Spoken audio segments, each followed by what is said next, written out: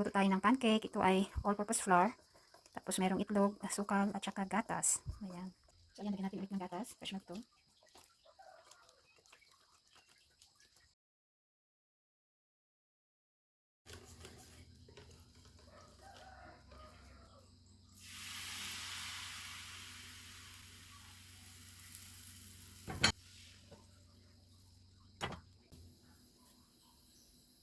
Ayan ang ating pancake. Luto na.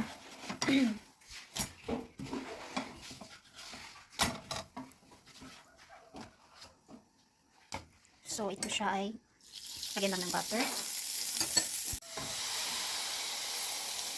Ayan. So, ito siya ay mixture ng all-purpose flour, milk, fresh milk ang nilagay ko. Tapos may itlog. Tsaka sugar. Yan lang. Ayan.